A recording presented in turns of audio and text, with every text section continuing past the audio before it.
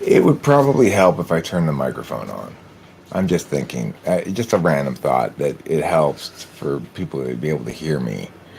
Anyhow, this video is titled YouTube Community and Type or something like that.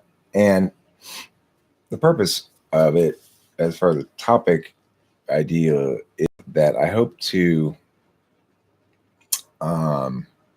close this thing. I hope to discuss some of the ways in which I think YouTube matters a lot. Where's the chat? Here it is. Hi, definitely not an INTP. I hear you're definitely not an INTP. I'm not sure what you are, but these are home-laid eggs. These are Officer Red's eggs. But I'm just started a live stream and then Kim handed me a plate, so that kind of thing happens sometimes. Yo, Stephen Lewis. So I'm somebody who absolutely loves YouTube. Like, I just can't get enough of YouTube. And I have a lot of thoughts about how it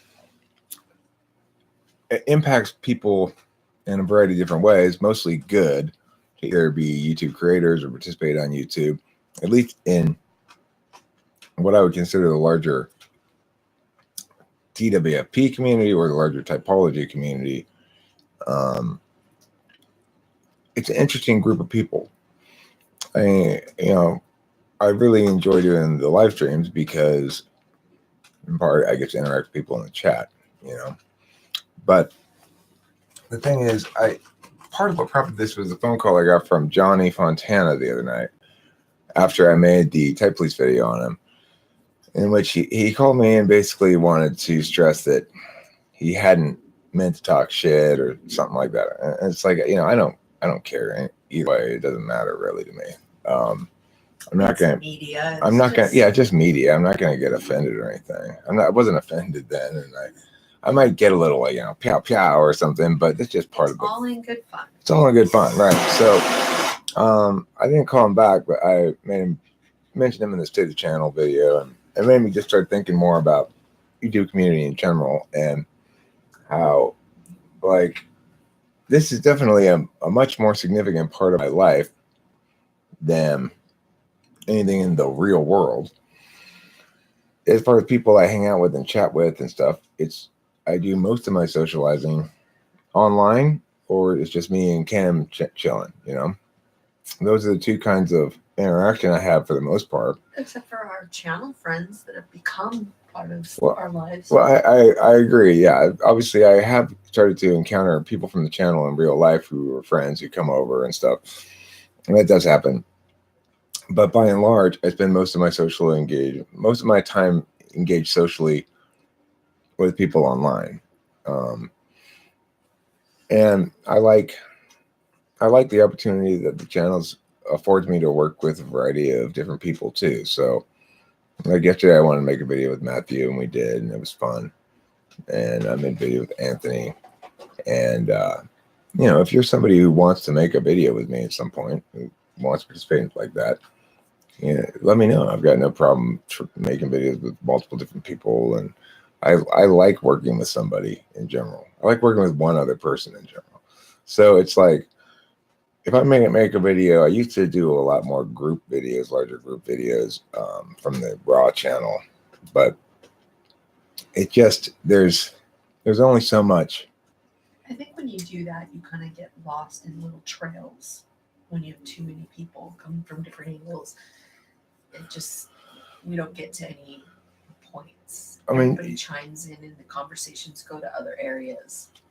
Yeah, and the bottom line is there's a difference between a pleasant social experience where you're hanging out with a group of people and everybody has an opportunity to contribute to the conversation, and there's sort of a general positive vibe from the group or something.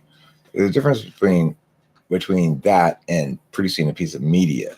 So it may be a good idea in general to have. I think that's what's pretty genuine about TWFP is that you can approach this channel through many different angles. We have a level of personal relationships with people that we've met on the channel. There is the raw room. There is people communicating via live stream. There's people communicating through. We just have different means of reaching people, and we do have pretty in-depth conversation, or not in-depth conversations, but in-depth relationships with quite a few of the past members. That's what I think I enjoy you like the depth. Yeah, you like the person to person Like stuff. there's just like there's certain members that grab me, and I just have this like innate pull toward them. Like Josh, I don't know what it is about Josh. Josh from the very beginning pulled me in, and I don't want to say he needs me, but like I see good in him, and I don't even really know him. I just I don't know. Right, and Mark and I are tight. You know, Mark sent me a link or a tip, heads up, by a text message yesterday about somebody I need to debate police, which I will get to here pretty quick. So, yeah, Mark and I are really tight, and we don't really, like, here's the thing about SI types like me and Kim. And I am an SI type fundamentally, whether it's the bottom of my stack or the top, I'm still SI. So the thing is, my personal narrative is constructed of shit that's already happened. And while it's true that I'm continually looking for the new, and you know, new people come around all the time and I meet them and stuff, I can never let go of what's already part of my important parts of my previous narrative. It's significant to me because I'm an SI type. So, like, you know, Taylor and I don't talk that much or anything and don't make videos, but he's still hugely significant in my life narrative and has a significance that's born out of the fact that we have these shared experiences together. That's being an SI type. It just means that. So it's like, even though, it's like everybody that I spend considerable time with will end up becoming important in some capacity. Hi, Sheila. Hi, CJ. Hi, Intuitive Wasteland. Hi, Florian Bischoff. Hi, Sheila. Florian Bischoff. You have such a great name. Every time I watch a video and I hear myself mention you, I go, Florian Bischoff. Good old Florian. You're the most fluoride sounding person I know. If I were to smear you on my teeth, you'd prevent cavities. If I were to have a little baby girl, I'd name her Fleur. I thought we were going to name her Squill Batter Patty. No, you already have a Squill Batter Patty. So when Kimberly might be pregnant right No, now. I'm not. She might be. She hasn't menstruated in a while. It may just be menopause, but it may be pregnancy. You never know. We don't use any contraception, so. And you know, TMI. and you know, each load out of my body is 16 full gallons of semen. Hey. I like to say Kim's got a 16-gallon tank. God. You are so disgusting. Thank you, Hambone. Yes. Anyway, she's probably not pregnant. Regardless, Jesus. and now I'm Bentley. I'm here, Bentley. OMGY. Bentley. Yeah, that's why I get dehydrated easily, Hambone. It's because of my massive loads. Just massive. You're so disgusting. So anyway, what were we talking about? Yeah, community. Sorry, Sheila. I'm done talking about that. Done talking about that stuff. My bad. Just making jokes. You know me. I tend to make some jokes sometimes. Gross ones. But yeah, you know, it was very gratifying doing that video with Matt and Spacey NYC yesterday, I guess it was. And it's an example of the sort of community juice I get out of this. And I hope other community members do as well, because it's like it's an opportunity to talk about something specific, talk about ideas. Speak of the devil. Who? I have found non-host Mark. Oh. Hey, Mark, I'm talking about you on the live stream right now, actually. Or maybe he's even watching it. I don't know. Community juice. Yeah, it's FE juice. It's third slot FE stuff. I feel a lot of juiciness when it seems like people are getting along and liking each other and liking me and you know, FE juice. Yeah, it's FE juice. It's kind of disgusting in the abstract, right? It's like, do I really want to drink that? That's kind of gross. But I don't know. I've just, I guess I have a taste for it. Because I get the fact that it's like, you can dismiss it in a certain way. Like, Eric, that's not real. That's not worth anything or whatever. But for me, it is. I don't know. It just always has been. Like one of the high points of the month or last couple of months for sure is the positive response on the Destruction of the Whole Damn World song video that I made yesterday. I got so many thumbs up on it. And granted, one of them was mine, so really only 21 thumbs up. But I had 21 thumbs up and under 100 views. That's pretty good. That's probably the best any song I've ever uploaded has ever done. So that was very encouraging. And that's the nice thing about YouTube as a modality in general, is that it gives you such concrete feedback about things. You can compare them against other things. The bigger the pile of things you have, the more comparative data you have. And it's not like I'm a big data analyst or anything. I'm going to go through the analytics and go, okay, this is doing well.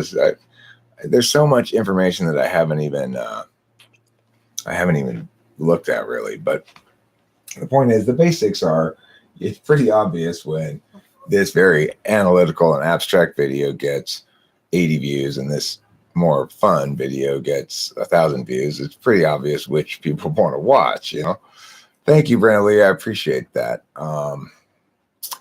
You know, it should be stated, as far as the drums themselves go, I usually get drums off of YouTube nowadays. Although I have drums that I've made on this keyboard. I have a repository of drums and drum sounds and stuff that I sometimes still use that are original drums. I also have tracks of myself playing the drums, but I like to use YouTube drums in general now.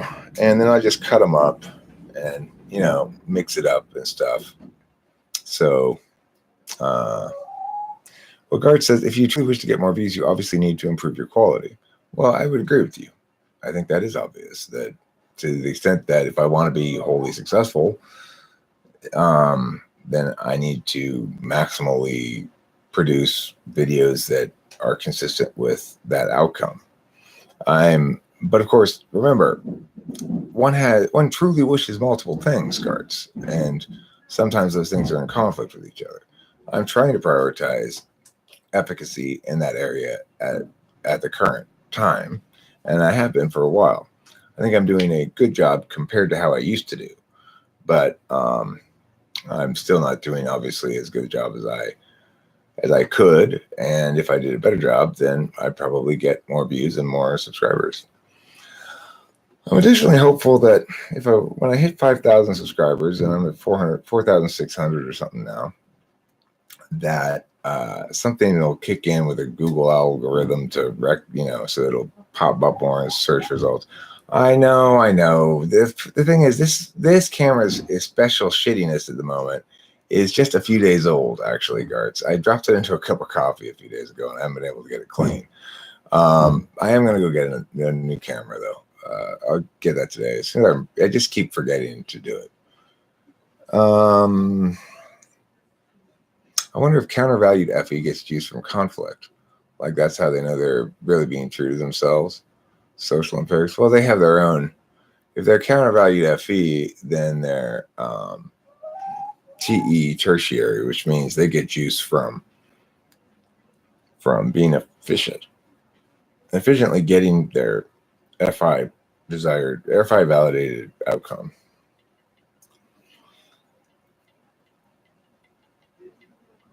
Curtis 96, sorry, TE, XD. What type are you, Curtis? Curtis says he's an ISTJ, but I increasingly think he's an ESTP.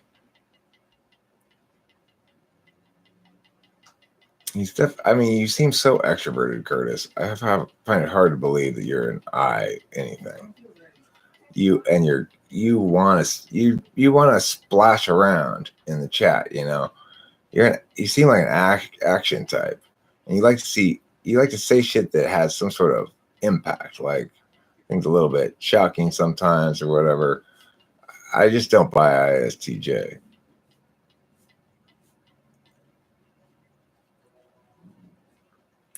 No, you may not be TI tool. That's possible, but you're not an ESFP. You are not FI. There's nothing FI about you.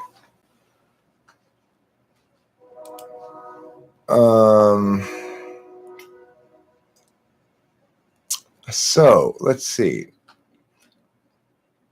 The other thing I would stress about typology in particular is that there's something about talking about the way that we attend to things that promotes a certain real engagement with other people, I think. Like, because I'm talking to Curtis through this frame of attentional manners, I'm saying, let me comment on how you are, Curtis, and how you behave in some fashion. And we have these shorthand terms that we can use to make that a lot easier. You go, you're not an ISTJ. I mean, it's basically, Curtis, I've gotten to know you. I've come to notice some things about you. Like, you like to make FI insensitive jokes. You like to splash around a lot, meaning you like to take a lot of action. And all these other observations that one might make about him, they probably wouldn't be made if I didn't have that frame, or if we weren't talking through that frame. Thank you, Walter Reisman, about the license plate. I appreciate it. I think so too. I'm not normally quite so smitten with physical object things, but it looks pretty tight, and it makes me want to drive around in the car and hope somebody says, "Is that host Eric?" Just unfortunately, I don't quite have enough. I don't think I have enough subscribers or enough views to expect that to really happen. It's like there aren't enough people in the world that know about Target with Famous people well enough to think, is that host Eric? But I hope someday that will be the case. It's easy to take action on the internet. I'm a real life. I'm a homebody and super lazy. Well, I'm a homebody and also kind of super lazy, but I take lots of action on the internet. The thing is, maybe I don't know what you are, but you're not an ISTJ. Okay, I just tell you that right now. I know ISTJs, and they don't act like you. A boy can dream, but girls are forbidden from dreaming. No dreams for you. Sorry. In exchange for the vagina, you lose your dreams. Yeah, it's tough being a woman, but that's just how God made you. Dreamless. So, what else did I want to comment about the linkage between functions and community and YouTube in particular? So, for me, it's also relevant to talk a little bit about the age and the reality of being 47, going on 48 pretty quick, and not having started anything YouTube wise until I was 42. The thing is, for most people who are watching this or any of my other videos are going to be younger than me. YouTube's demographic is younger than me and my demographic. So that positions me in a certain way that I probably didn't quite fully understand when I was younger, that when you get older, you have a different relationship with younger demographics because they don't see themselves as in competition with you necessarily. They see themselves as in competition with each other. Eric, why do you think some censors get really into MPTI while most could care less? Well, I think the censors who are likely to get into it are ESTP, ESFP, and the reason being they're action types, and this is a place of a lot of action on the metaphysical plane. The other censors generally aren't very likely to get into it, as far as I can tell. I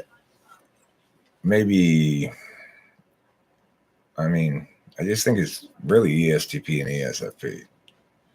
I mean, I've seen like that Brian Chambers guy, he's an ESTJ, but most sensory of the types that are commonly going to make YouTube channels about cognitive functions are going to be ENTJs.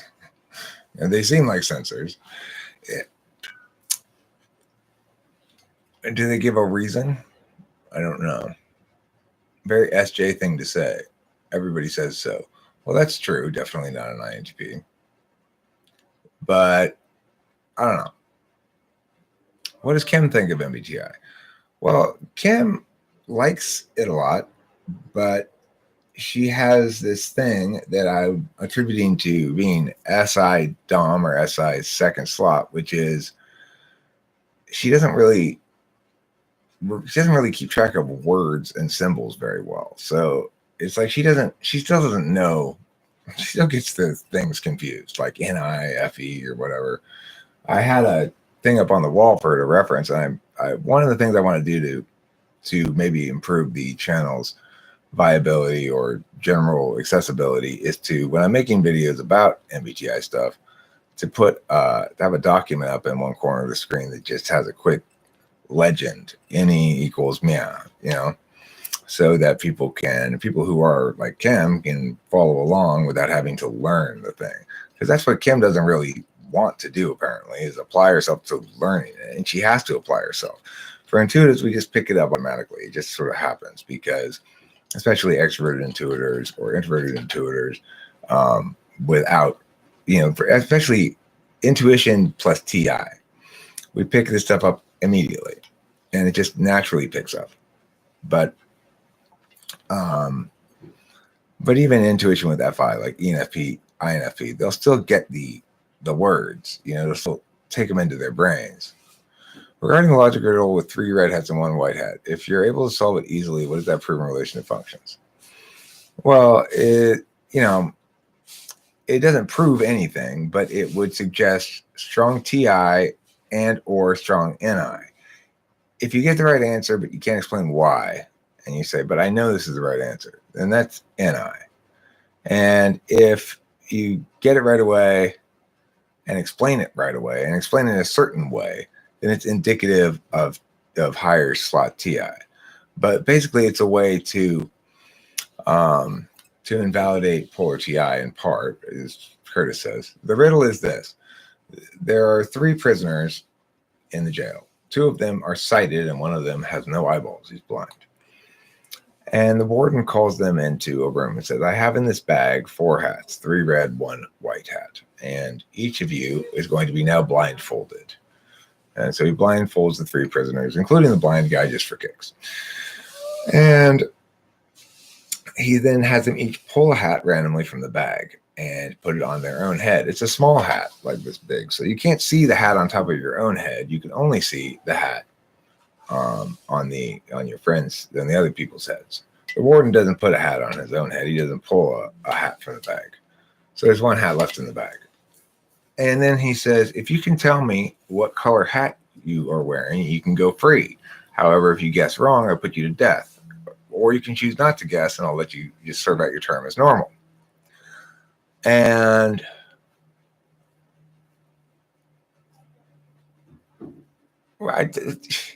Johnny, I just explained, it's not a way to prove. It's not a way, just because you don't get it right doesn't mean you are TI polar. I'm saying it's a way to eliminate TI polar. If you get it right, you can eliminate TI polar. But, I didn't even say that. That was Curtis who said it. But that's more right than what you're saying here for sure. Getting it wrong doesn't mean anything. We can't conclude anything. So anyway, then the first guy, then they all put their hats on or whatever. And the first guy takes his blindfold off. And the warden takes the first guy's blindfold off. He says, okay, now you tell me, what color's your hat? And the guy looks around and he's like, I can't tell you what hat I have. And so the warden goes, okay, well, you stay here now. Now let me blindfold the second guy. And the second guy goes, I can't tell what hat I have. And he goes, okay, well, you stay here. Now let me blindfold the third guy. And the third guy said, well, you didn't need to blindfold me anyway because I'm blind. But regardless, I don't need to see anything. I can tell you what color hat I have. And he tells the warden what color hat he has. And the warden says, correct, and lets him go. So what color hat does the blind guy have? And how did he know? That's the riddle.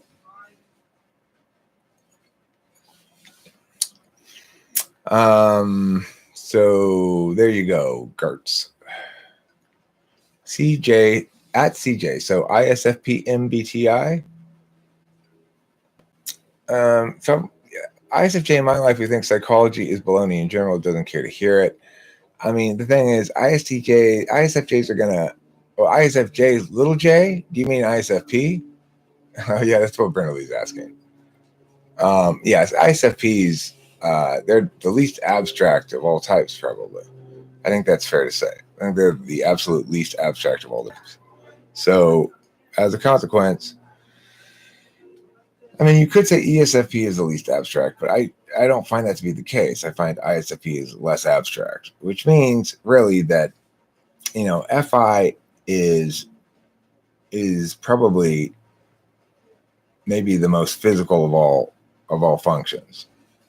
I typically said, well, action, SE is most physical. I mean, not that it's necessarily a meaningful distinction to make, but Garth says red because the other two couldn't tell which, confirms he didn't have the white hat. Correct. So Garth, if we were to overreach with our conclusions from this, we would say you're probably first or second slot TI. But that would be an overreach in our conclusion drawing. But nevertheless, that would be the indication.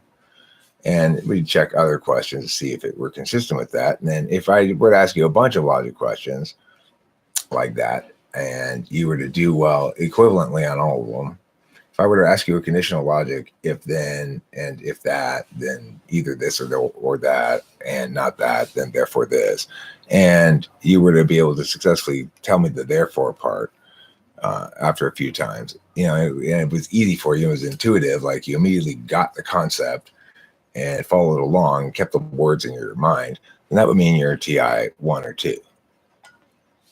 I suspect you are, just because of the way you came in. Right. Well, it's not just that they're super easy. It's that you're like a fish in water with the logic questions. You feel excited about, oh, you're going to give me a logic question? Great. I want to do that because that's right at my wheelhouse. And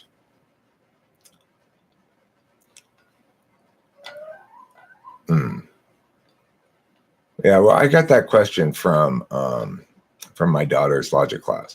So my daughter had she took conditional logic in college, and she just, ripped right through it. No problem at all, because she's TI tool, regardless of whether I'm not absolutely convinced she's ENTP. She might be ESTP, but I'm pretty sure she's ENTP.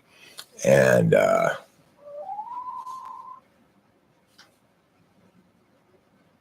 yeah, I should I got that one from. I can give you guys another riddle. People seem to like these riddles. So here's a riddle. There are 4 guys, okay? And there are 4 guys. There's Abe, Bob, Carl, and Dave. A, B, C, Your and D. breakfast, please. Okay, Cammy. Before it gets cold. Cammy, I'm live streaming. Well, that's never stopped you from eating.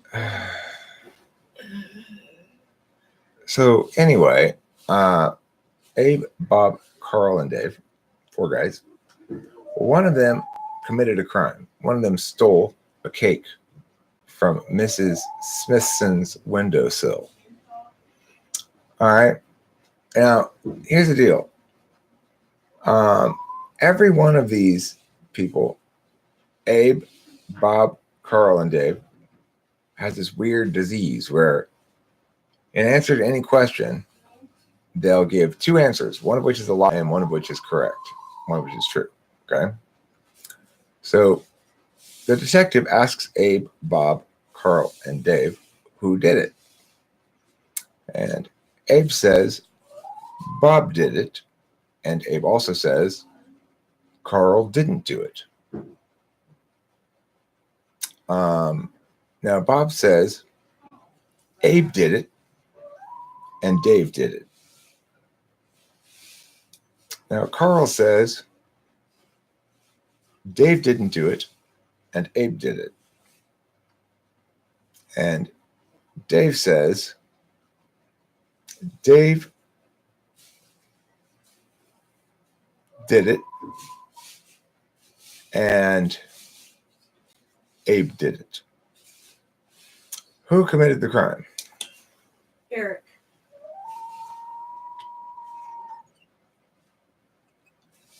It's kind of a lot to keep track of, I guess. Probably you don't remember all the details. Because Eric doesn't know morning from afternoon, evening to midday. Eric is on his own schedule.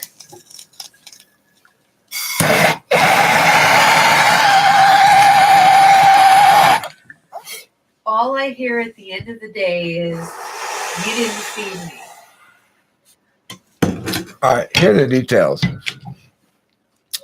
I agree. I can't remember exactly what I said either. So, all right, here. A says B not guilty. C not guilty. B says A guilty and D guilty.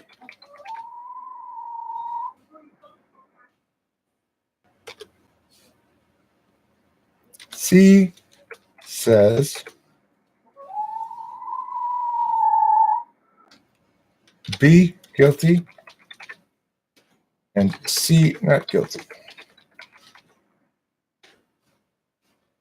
D says A not guilty and B not guilty. Who committed the crime? Each one of those people says one lie and one truth. It's just one person committed it.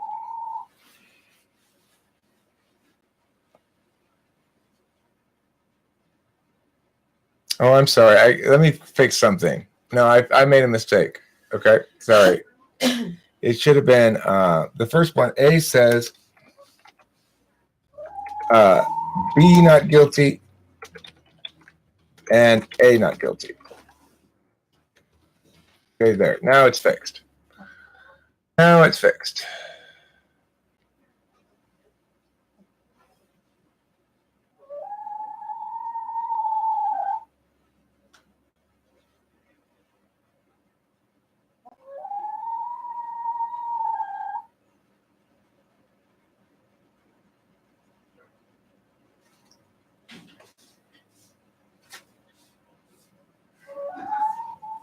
Florian Bischoff says A. Anybody else come to a conclusion? No, Howie says D. No eggs today, Sister Beth. Remember, each person says one lie and one truth.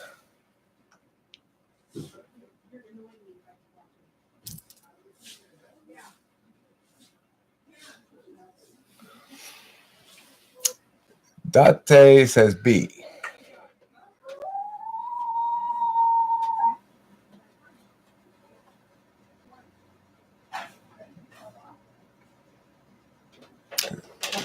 B is not possible, says Florian.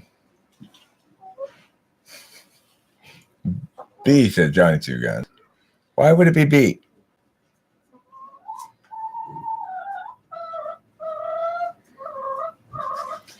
Remember to look at the second expression of A. I keep looking at the first one and getting confused. A says B not guilty and A not guilty. B says A guilty and D guilty. C says B guilty. And so remember, one of those statements is true. Sheila says A. Look, we can think of it like this. The first one, you've got two not guilties. One of those is a lie. So one of those two people is guilty for sure. And so it's either A or B. Okay. Now B says A is guilty and D is guilty. We already know that it's either A or B who's guilty. So D guilty must be a lie, which means A guilty must be true.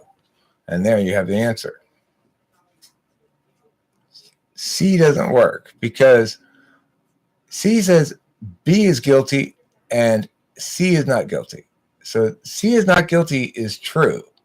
If B is guilty, then that's true. And then C not guilty would also be true. And then that would be two truths. But everybody says at least one lie. So that's not possible. It's A.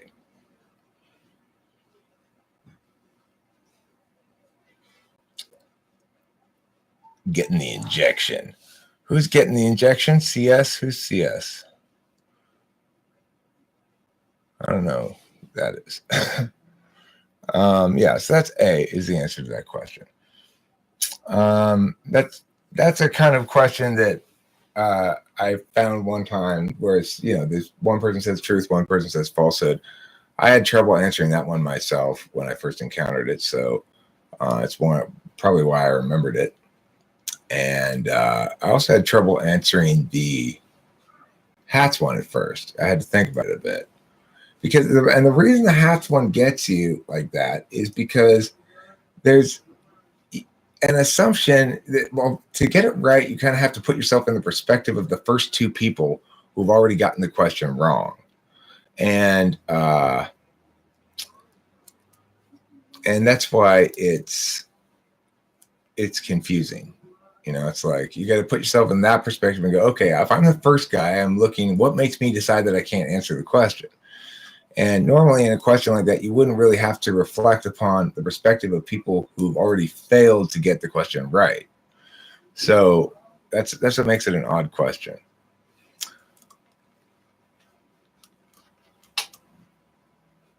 Okay, so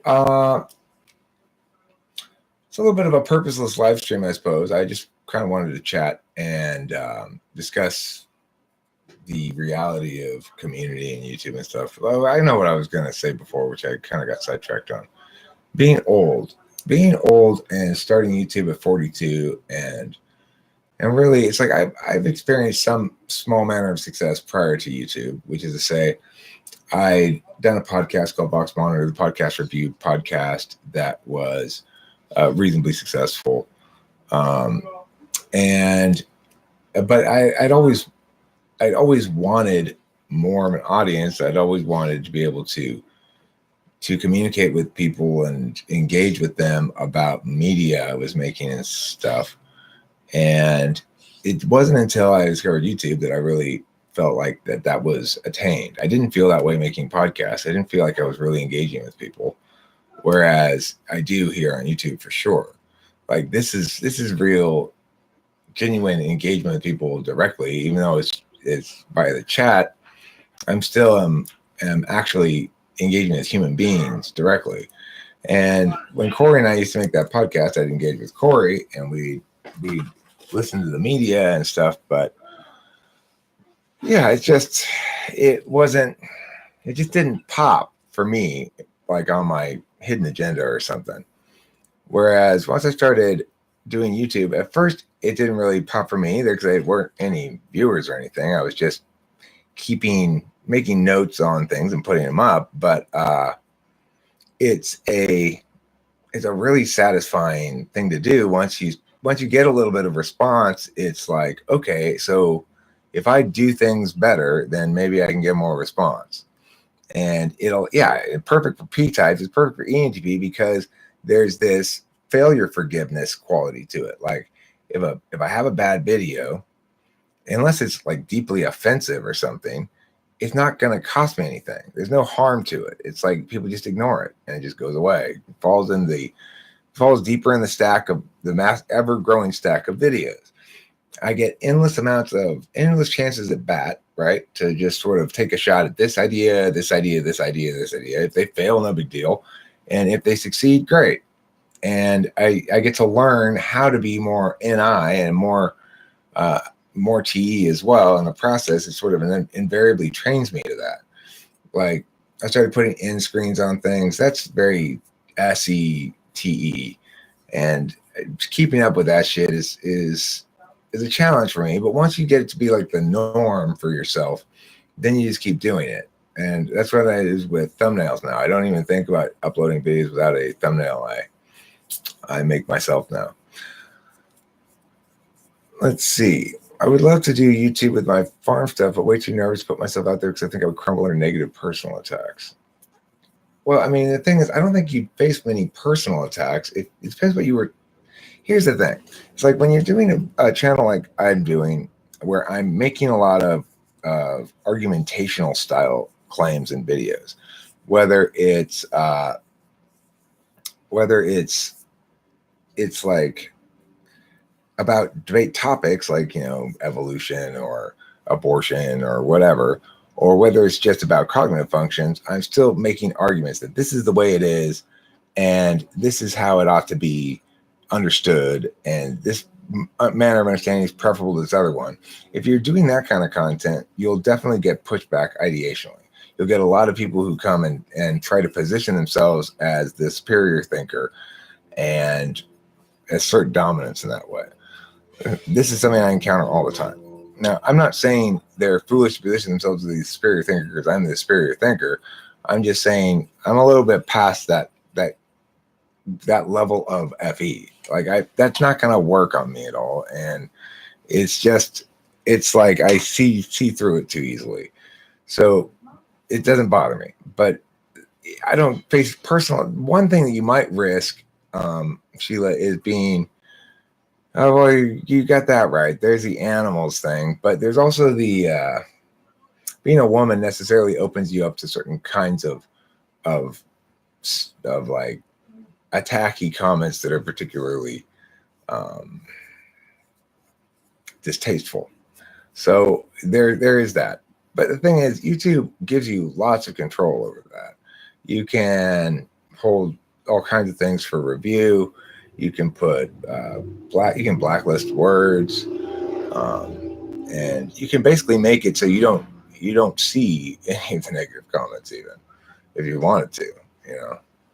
And also, I think people in general, if you do engage in a YouTube channel for a while, you start to understand. You start to take all the comments for what they are. You know, everybody's expressing their identity fundamentally when they're leaving comments or writing in the chat here. They're saying, "This is who I am," and that's what all those comments. Whether, you know, the people who come in and say, "You're wrong, Eric, about this and this and this and this," they're objectively and explicitly attacking the ideas, but really they're saying, "This is who I am. I'm somebody who can wrangle with you intellectually, and I'm going to demonstrate my capacity to TINE by negating what you're saying in some way or shape or form." And I get that. I'm like that too. I have a tendency to do that stuff, so it doesn't bother me, you know. And when you come to understand everybody's just expressing their identity in these comments, regardless of what it says, every once in a while you get comments that are genuinely seeking information. I mean, you do get some of those, like, okay, you said this, but I'm curious about this. Can you answer this question? Where it's genuinely trying to understand things better. Those kind of comments, you do get those, and those are great. And and I'm not saying the other kind are bad, but I'm just saying they've comprised the majority. Most of the time when things are being challenged, they aren't being challenged for dialectical reasons, but for FE reasons. Yeah, just have Eric come up with snarky comebacks. You can respond, but that's true. Yeah, I am a good at snarky comebacks, so I will be happy to hand you a small book of snarky comebacks, like, "Oh yeah, you in what army?" Or, "I'm rubber and you are glue, and glue is shitty compared to rubber."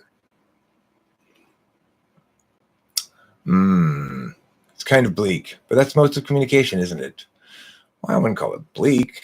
I'd say it's an endlessly delightful dance of human interaction. Eric, since you have so many videos, is the Pareto principle noticeable? 20% of all stuff brings 80% of results. Well, I don't know if the numbers match those, but it's definitely true that a small percentage of videos brings most of the results. I would say it's probably starting to get closer to that. It used to be a much smaller percentage than that, probably. So it basically every video stands or falls on its own merits in YouTube. Let me limit this. I'm talking about talking videos. Music videos seem to work differently. So it's like, obviously, you can't use a normal YouTube algorithm on music videos. I've got a song that's 1:39 long. If you're going to do watch time, well, that's not going to do very well, right? So they obviously have to understand songs differently in some capacity. Let's go. So I don't know, but yeah, I'd say it's smaller than that, smaller percentage than for more of the results. It's just that the videos stand on their own merits, and if a video is good and it's a hit, it'll have legs, and if it's not, it won't have legs. If it's as face value as asserting identity, where's the room for understanding the other? Well, I mean, it depends how I respond to the assertion of identity. So it's like somebody might come in challenging with a certain like fist swinging, and I might respond contraindicatively in a way that says it is trying to engage them honestly and saying, look, you're doing this thing, I get it, it's cool, but you should meta up a bit about it and understand it more clearly yourself, maybe, or in some way, or say it more FE polished, than I just said it.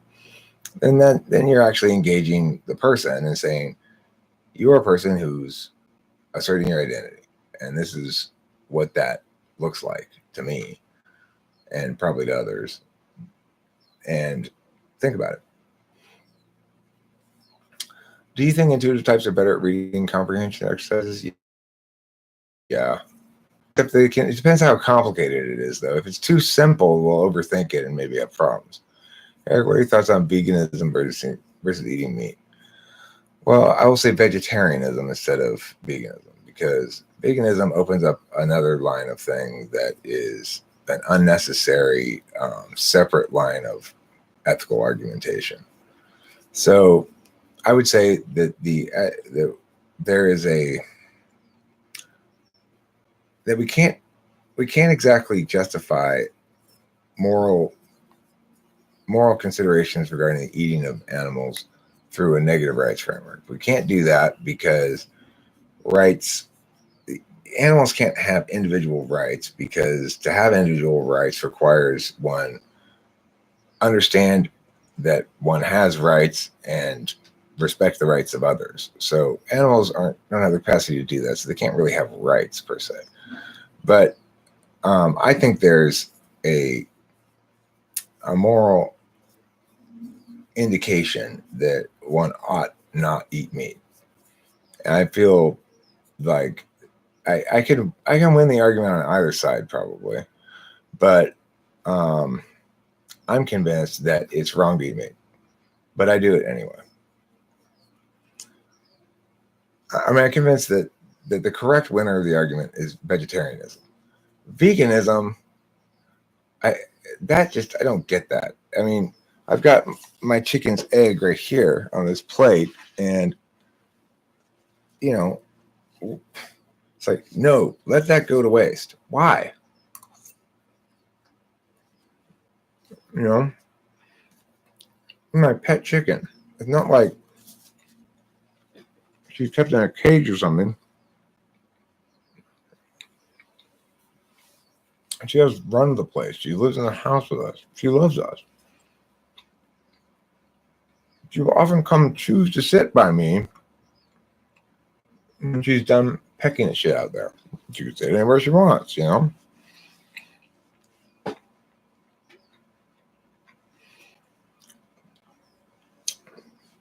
What would be the most offensive to each dominant function type?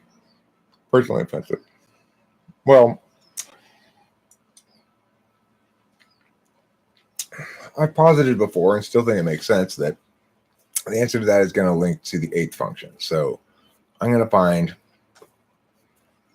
pushing ahead without adequate deliberation and causing a problem to be the most offensive way of causing a problem. Such that I'm going to find the most offensive kind of evil is just SE. Fuck it, who cares? Just do it.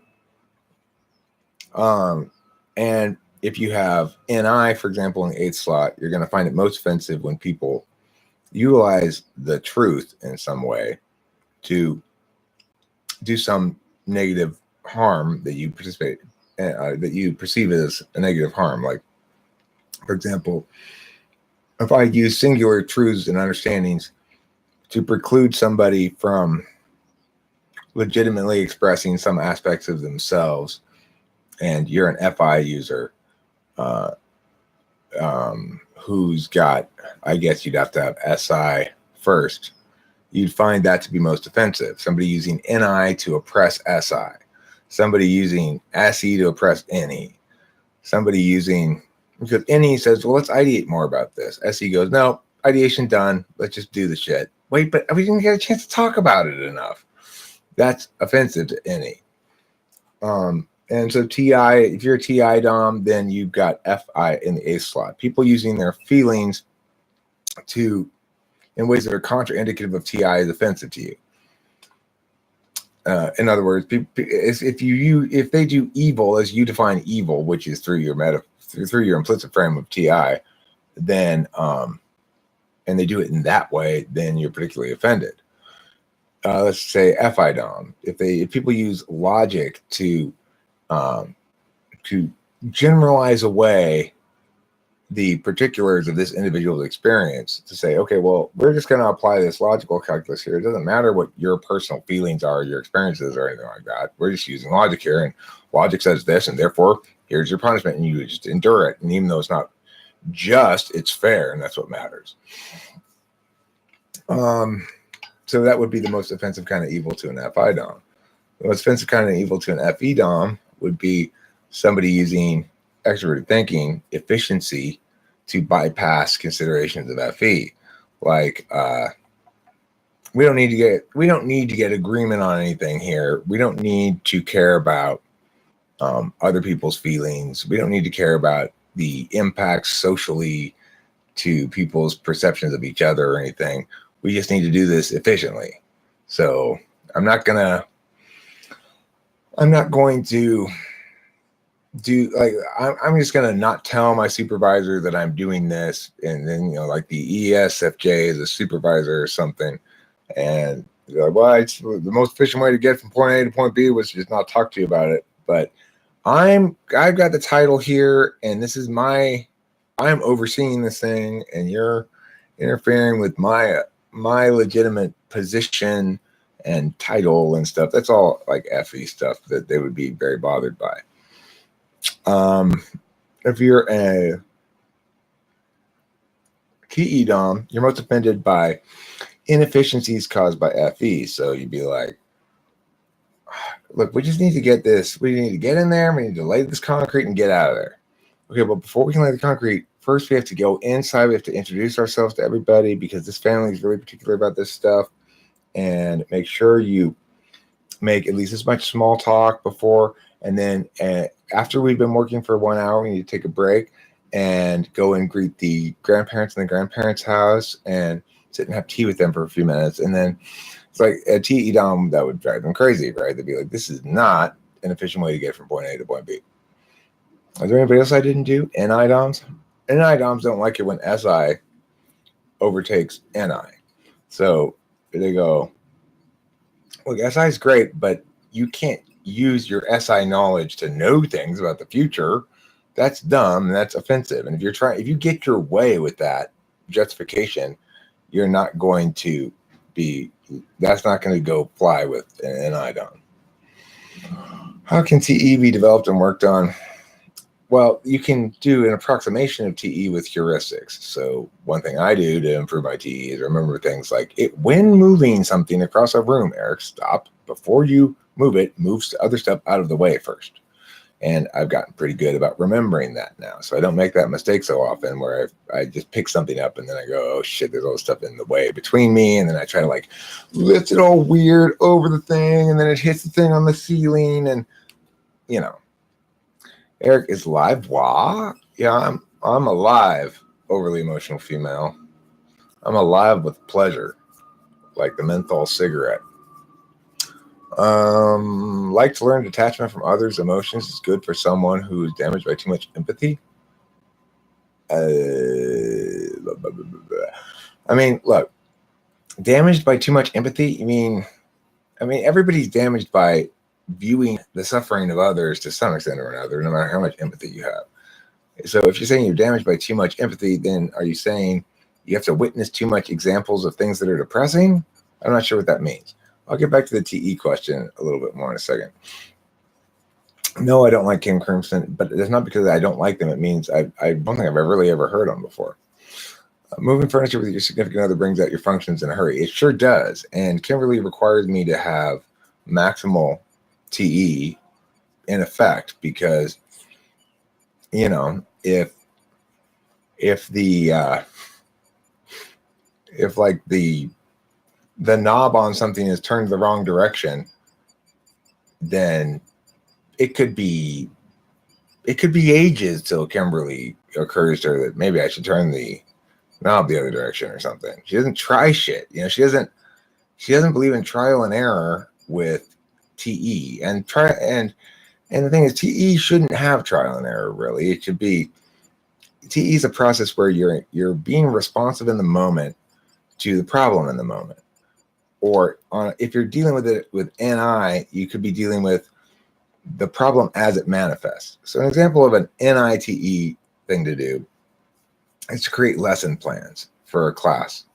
I've had to make a lot of lesson plans. I do a lot of NITE shit, which is to say I have to realize what the purpose of the class is, and is basically I need to get all of the, because it's not a competition class. When I'm in my old job, I had to write curriculum and write lesson plans for various teachers for all these different kinds of survey classes that didn't have competition element. So I had to remember the central purpose of the class. These people are paying for their kids to take these extra classes to learn these skills about speech and debate, but they're not competing. So I need to make sure that the class moves quickly, is entertaining, the kids have a good time, and the parents have plenty of example things to talk about as to what they're doing. So what I structured it for was that everybody has to get up in front of the class. And, I had to make lesson plans, keeping in mind it's a 2-hour time period. We've got this many weeks for this event, and this is how much you should cover in this amount of time, and all that kind of stuff is NITE, okay? Keeping track of how to solve problems, quote unquote, or at least get from A to B in this instance, which was get from A group of children and an adult in front of them, to B, happy clients and effective teacher getting something that looked a lot like real work done. It didn't necessarily have to be meaningfully educational, although it necessarily would be to have them go through the motions of many of these things for many of the students. But the most important thing was the kids thought they were doing something like meaningful, that they actually had to get up and do shit all the time, and that the parents thought the kids were doing something meaningful, and that the teacher had something that had them doing enough different things so that it was a continual stage process of executing the steps, and so then all of a sudden the class is over. That's perfect lesson plans, and that's TENI. But TESI is more the real time kind of TE, and it's like, okay, well, I'm looking at this actual problem in physical space. I need to remember this if I'm not naturally TE. Stop thinking about what I know about this already. An SI user. Stop thinking, well, here are my rules that I've got collected, my heuristics that I've got collected for TE.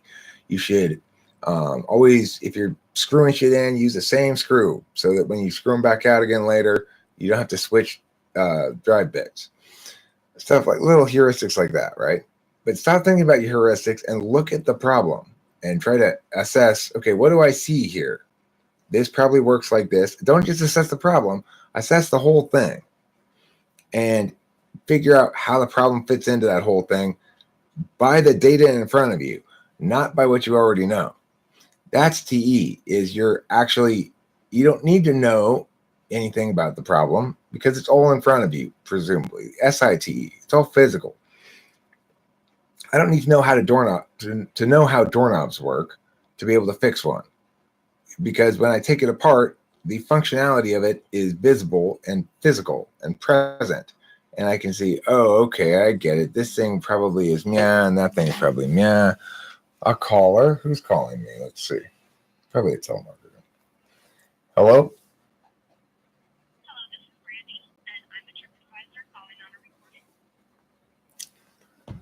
Hi, this is Brandy. I'm a TripAdvisor calling on a recorded line, which means it's just a recording of somebody selling me shit. And I can always tell as soon as I answer the phone. It's like, that's not a person. No matter how well they do it. When you're used to having people like you, but you get a huge thrill from getting into conflict because you don't do it often or are not normally comfortable with it, what function is that? I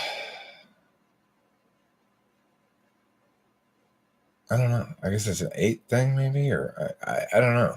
That seems weird. That you normally everybody likes you, so you like to cause a commotion. I mean, I don't think those two things are linked in the way that you've linked them. I think of TE as my "it is what it is, just do it as quickly and simple as possible" function. Don't rush. I mean, that's what I would toss in there too, but don't rush, because if you rush with TE, you're guaranteed with physical TESE shit. If you rush it, you're guaranteed to fuck it up. You gotta take your time. You gotta make sure you got the screw lined up perfectly. Measure twice, cut once. Right tool for the right job. Looks like I really need this size drive bit. Don't try to use the one that you have right there and just sort of force it to work. Hopefully, sort of. Go get the fucking right tool, Eric, you idiot. This is a constant conversation I have with myself when I'm doing TE stuff. It's a steady pattern of me just lambasting my own failures, basically, which is why my TE is probably so bad. I'm too busy thinking of words that are amusing me about how shitty a job I'm doing to actually focus on the TE. So the difference between NITE and SITE is that NITE demands a strategic approach with knowledge of the problem before. Right. It demands that you be able to holistically understand the situation and optimize your work to the outcome. If you don't have a clear picture of what you're trying to accomplish, then you can't have good TE. And so that's why an SITE person is going to have trouble coming up with lesson plans and shit, because they don't have a good, clear understanding of what they're trying to accomplish and what the alternatives are, because that requires you to sort of holistically grasp things like, okay, I get our purpose here. I get what's most important. And I get also, like, I just, for example, I have a sense in me of what a well-executed 2-hour class of the sort I've been talking about is. And I know what those lesson plans would basically look like. It doesn't even matter what topic you're telling me. If you tell me the age group or what the subject matter is, if you tell me the age group and say, this is the purpose of the class, it's like a survey class, supposed to learn things, but there's no competition or whatever. Even if it's like science or something, I would still be able to construct the lesson plans to use the time well, because I understand how a good 2-hour class that's just been completed looks, feels, and what happened and shit, you know? So in that regard, it's an NI conception that I can't deconstruct it further than that. I can just say, I got a sense of it, what it is as a whole.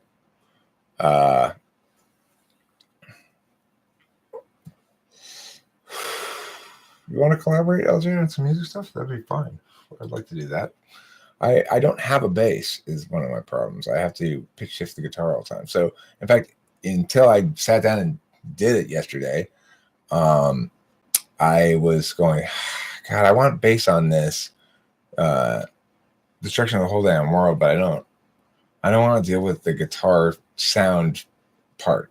Because it's, getting the guitar to sound like bass is easy enough, but getting it to sound like a nice sounding bass is very, very much more of a challenge because it doesn't really naturally sound like a bass, All right, so LJ, next thing I have that I need bass on, I'm going to send it to you and see if you can put down some bass on it, and that'd be great. So, in fact, I probably have something right now I send to you. You have how am I going to send it to you? I guess I could find one of your comments maybe and put a link to a Google Drive thing. That's what I'll do. Okay, so check your bell on YouTube and see if you see something, okay? Takes so much concentration and willpower for longer projects. Just wanted to let you know I'm still on the search for a good case for evolution. So far, I'm pretty confident about it, but it doesn't seem quite enough yet. I'm close to finishing the research.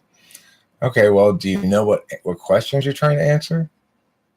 Do you have a resolution that you're affirming? Because if you don't have that defined ahead of time, then whatever research you're doing is not going to necessarily produce a great case. What's the resolution you're making a case on? Cloud to ground creative. That's easy enough to remember. Cloud to ground creative at gmail.com. Cool. Cloud to ground. It's an interesting name. Is it bad TE and SI to have a hard time remembering procedural stuff in the right order? Possibly. See, SI needs to learn things. SI doesn't understand things, it learns things. So it's like the reason I don't have any trouble remembering all the mechanics of cognitive functions is because I've have so much experience talking about them. So it's embedded deep into my SI. And I don't have to go, what's TE again?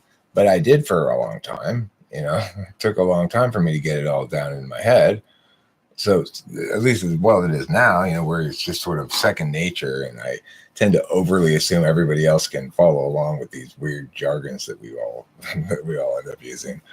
It's like I never imagined 10 years ago that my life would be filled with so many two-letter acronyms.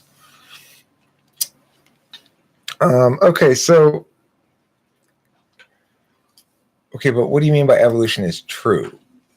I mean, the point I'm saying is to have a meaningful resolution, it needs to say something like, evolution explains speciation. Okay, because evolution is true doesn't mean, it's not an affirmable resolution.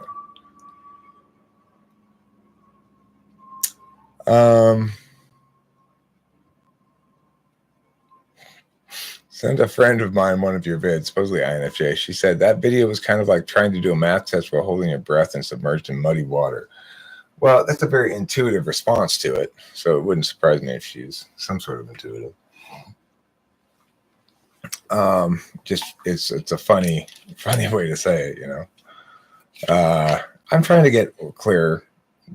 That's one thing I'm working on, is trying to find a way to make this stuff a little bit more accessible when I'm talking about it. Not try to find a way, but just to try to put some effort into doing some redundant, what I would consider redundant definitional stuff in each video, like just clarifying a little bit, not spending a lot of time. I got to be careful of my existing audience that does understand and does follow along and doesn't want me to constantly be going back and redefining beginning level shit. But I could try to de-jargon as much as possible. I do try in the status quo to say things in other words. I say in other words a lot. I'll say something in fancy terms, and I'll say in other words, and I'll explain what it is. So I could do more of that, though, and it would help. So, okay, I'm going to call this live stream to a close. Thank you all for being here. I very much enjoyed our chat, and I like the scene like you did on the INFP yesterday. I don't know. Can you explain what you mean by that? Yeah, I'm going to be leaving in a minute, but I just want to hear what Sheila means by that. I like the scene like you vid on the INFP. Scene like you. What? I skipped your question? Okay, well, let's see.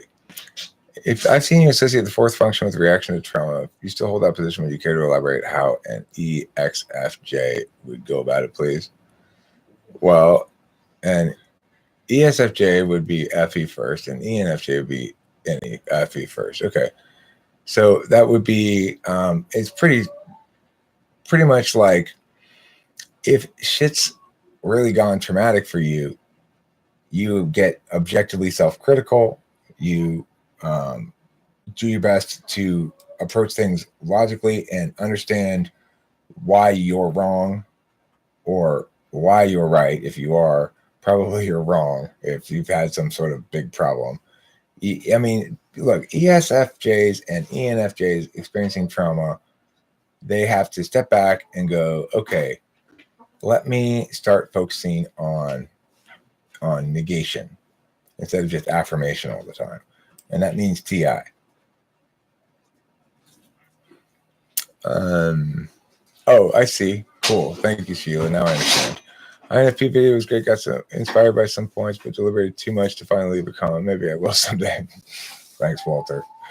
How I could see how he couldn't answer a deaf question at being FI, being able to see. Oh yeah, it was. I enjoyed how demonstrative it was of what I see at INFPs a lot, and I thought maybe I liked it because I made a good joke that made those people laugh at it, and that always makes me feel super.